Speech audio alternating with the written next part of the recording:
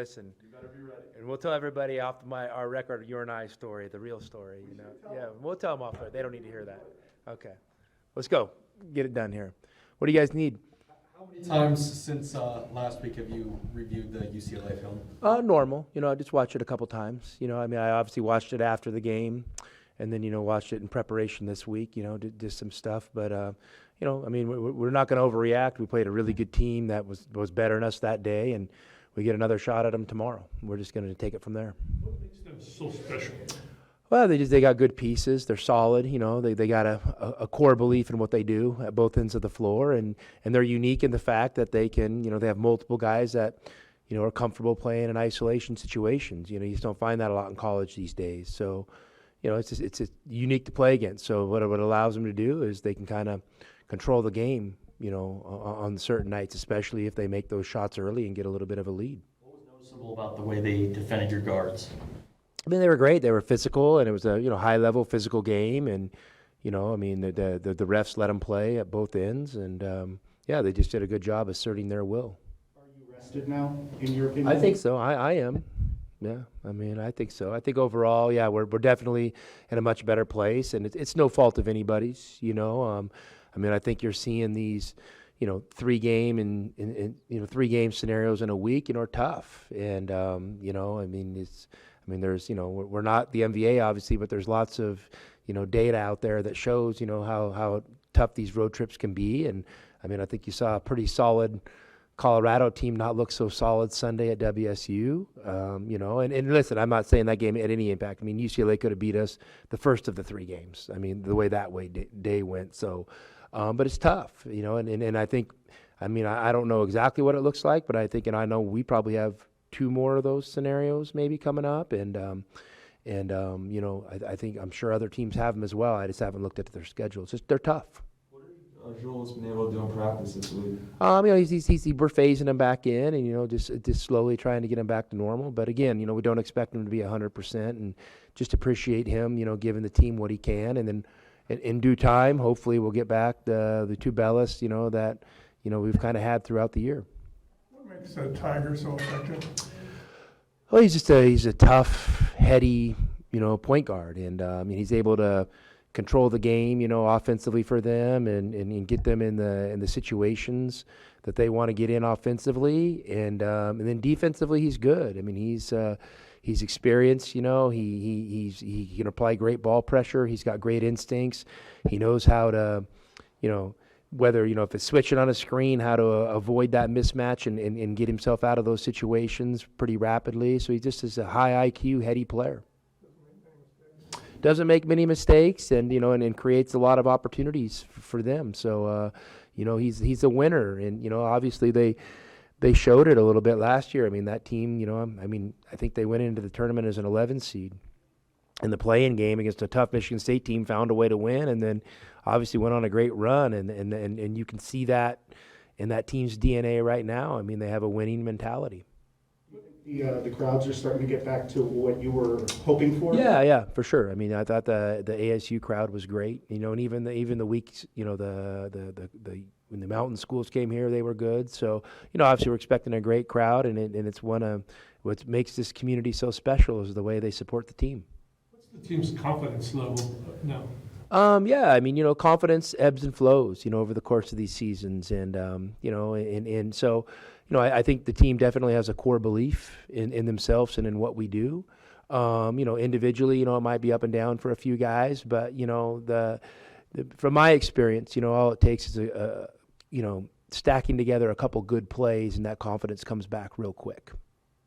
How much of what's going on with the offense the last few games is it's just basketball or something maybe wrong with the overall? You obviously look at both, and like I said, there's, the game, there's a law of averages in this game, and there really is. That's why, you have percentages and what people average and all this stuff, and I'm sure our opponents have had a little bit to do with that, and a little bit of it is just, probably missing some shots, that maybe we can make at a higher clip. And then offensively, tactically, we got to look at, how teams are guarding us and what we're doing.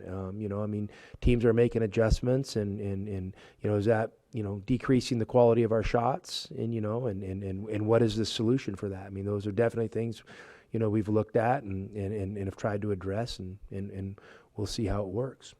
Off topic, what's Kelly Graves like? Kelly, wow, you're pulling me into that one, huh? I don't know if I want to step into that one. I mean, I'm friends with both of them. Kelly, I've known for a long time.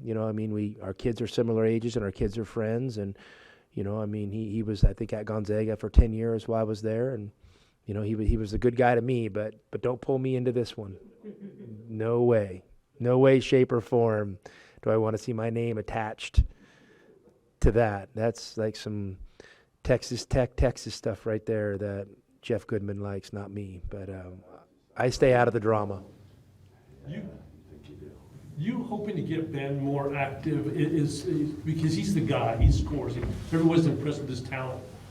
What's his situation offensively, or what do you hope to get from Well, him? I think I've told people all along, Ben's a developing player. And part of development is once you get good and established, teams start trying different things. So now how does he has to gain an understanding, and we have to help him with that, of how to play against different coverages.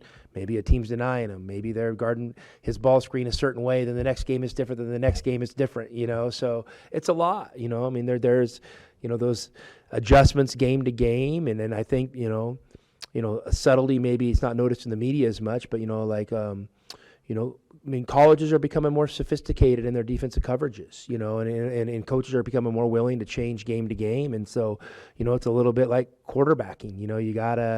You gotta be able to process that and figure out, what are your options within that coverage, and maybe some nights might be your nights more than other nights, and so those are things we're trying to develop. But at the end of the day, Ben needs to stay aggressive. He needs to stay confident. He's a really good player, and he's really important to our team, and he's having a great season. Can you talk about law of averages? With Kerr particularly, I was wondering, did you feel like, looking back at that game, that Tiger Campbell got into him in any way that, Well, yeah, for sure. I think,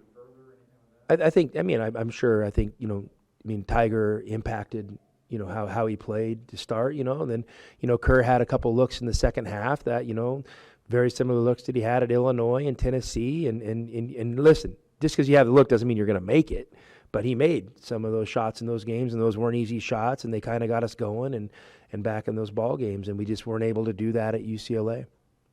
This is for our pregame show. Can you give us some specific examples of UCLA's defense and the challenges they present to your offense? Well, UCLA has an ability they're versatile defensively. They have ability to switch a lot of things.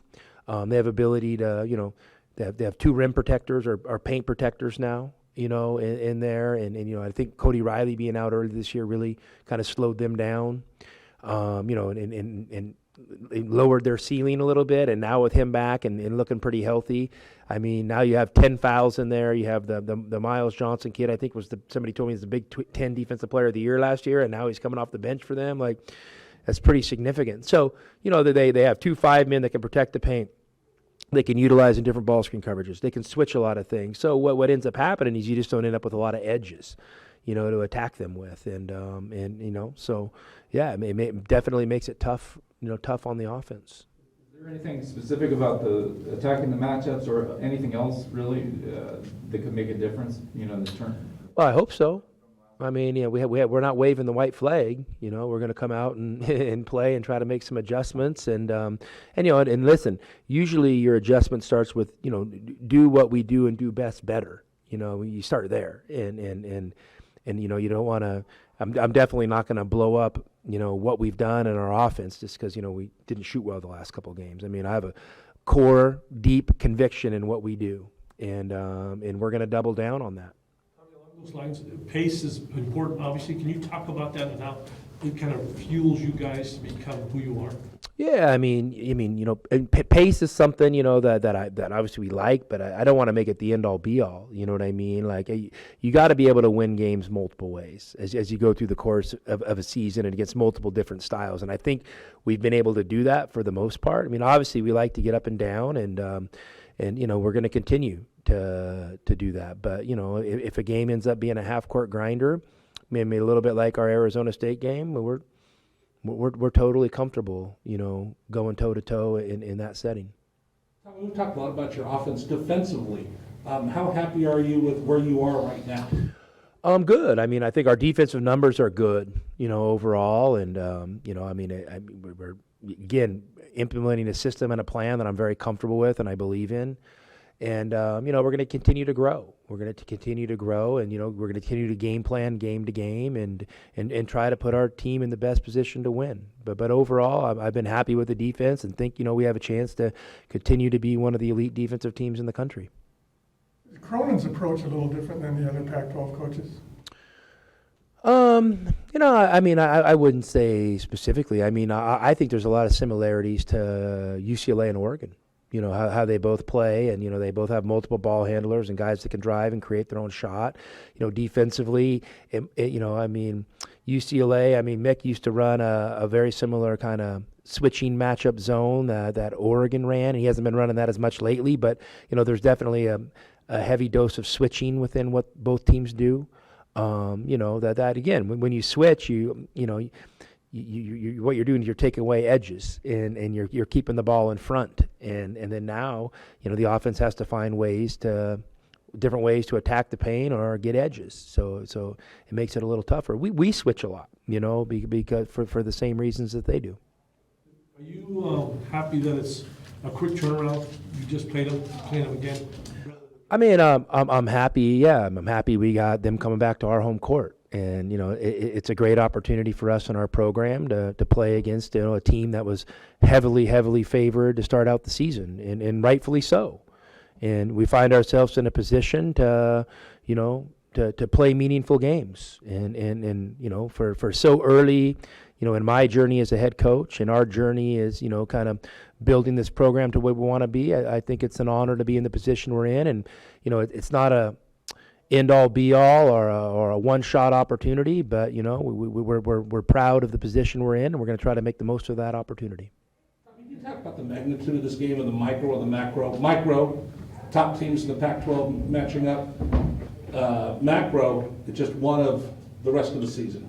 Yeah, I think just summed up basically how I just felt is, it feels good to be playing meaningful games this time of year, and for February to be playing a meaningful game, for trying to compete for a conference championship. That's where you want to be. I don't think there's any scenarios where you're going to be 4 or 5 games up February 1st and cruise into a Pac-12 conference championship.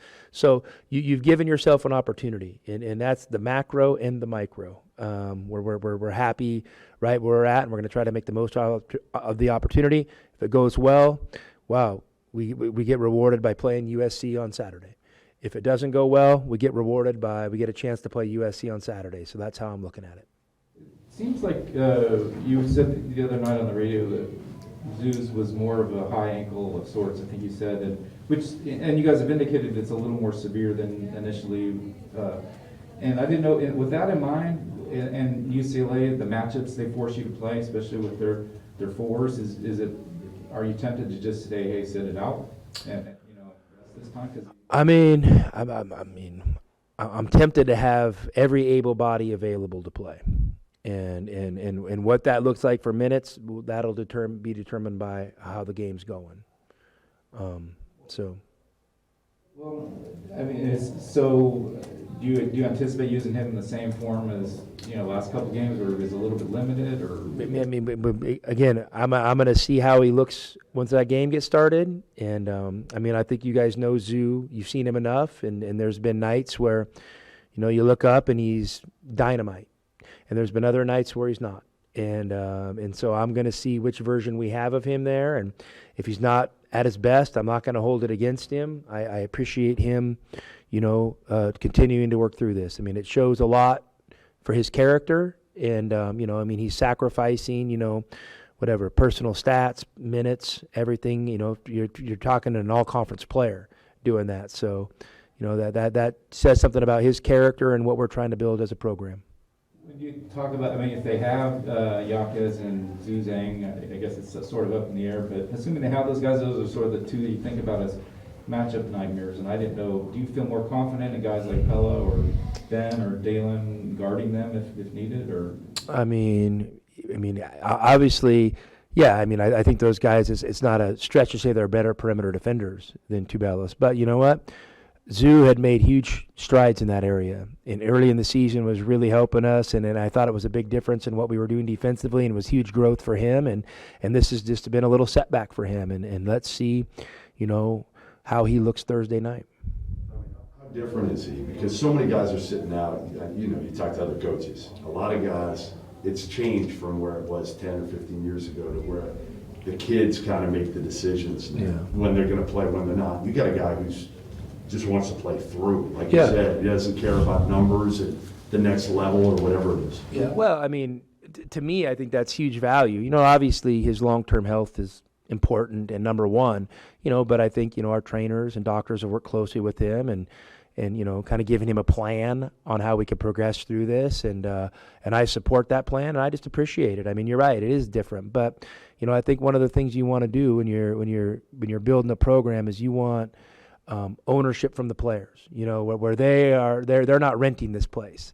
And what it shows me is that he's, an owner of Arizona basketball. He owns stock here. He's not just renting it to get here and to get to the next spot, and I get these kids are on long journeys, and there's multiple levels to their career, college, pro, and for a kid to give you everything he's got, I think that says something about him, and it says something about the program you're building. So long term, though, there's no danger in it getting worse. I guess that's what I was wondering too about possibly sitting out. Yeah, Could you say again, that? and Bruce, the training stuff's tough. I mean, for me to sit here and comment on, but obviously, I think you're getting to know me a little bit, and if you think I would put somebody at risk for a game, I mean, it's definitely going down the wrong path and something I would never do. So, Just strategically, because theoretically, could he be 100% in 3 weeks? I don't know. I mean, I'm trying not to deal in hypotheticals. I'm trying to deal with reality, and I'm working with the information I've been given. Do you think it's possible to establish a productive recruiting situation in Los Angeles? For us? Yeah, I mean, for sure. But again, I'm not going to ever look at one area as we have to be great in this area. You know what I mean? I think the Arizona brand and I just think the game of recruiting has evolved where, we can get one guy from a lot of different areas. We don't have to have one place where this is it. And so that's the approach I'm going to take. And hey, if there's kids in LA, and obviously there's a lot of them that are good players and they're a great fit for what I want to do, and there's mutual interest, we're all in. But by no means are we going to go and try to, act like we're going to put a fence around LA. But for sure, I mean, there's always going to be good players, and I know Arizona's recruited there in the past. We're currently recruiting kids from that area. So, but definitely more of a case-by-case basis as opposed to, having a grand plan. When you were at Gonzaga, how much attention did you pay to the Arizona-UCLA rivalry? Not much. I mean, obviously I knew they're two great programs, but, I was probably kind of in my own world, and obviously I know it's a meaningful rivalry, and it's great to be a part of it, and I hope that we can, keep the rivalry at the same level, it's been and where it's currently at. I mean, I think that's good for both programs and good for the conference. For a big game like this, are you a big pregame rah-rah speech kind of guy or halftime speech kind of guy? What's your approach when you? I think if you're having to rev somebody up to play in a game like this, I don't know if you have the right kind of guys, and obviously we're going to be excited to compete. And we were excited to compete last week against them. I mean, it wasn't nothing like that. We weren't sleepwalking into that deal. So, I don't know. I don't have a speech written out yet, and I'll see what comes to mind right before I go talk to the guys. But hopefully we'll be prepared, and the guys understand the magnitude of the game, and they'll come out and play accordingly. When you talked earlier about some other teams are going through the same things as far as these 3-game weeks, I mean, is there any discussion with the conference or among other coaches, like, hey, we got to maybe not play 20 games? Well, I mean, I think there's been discussions, but I think it's been clear that, I don't think the coaches are getting the first vote. And that's probably rightfully so. And so, because I think we all know coaches, they're gonna tend to what they think is best for their program, you know what I mean, and individually as opposed to probably the whole group. And so no, I mean, it is what it is. It's unfortunate, you know, and you wish, you know, I mean, obviously I think everybody looking back, if we would have all known COVID would have still been around and this aggressive, you know, they probably would have restructured the schedule totally different to have some built-in, you know, makeup dates. And it would have made it way more fair for everybody. But it is what it is, and I just know this. I don't know exactly how the conference standings look. I just know I think we've played just about the least amount of games.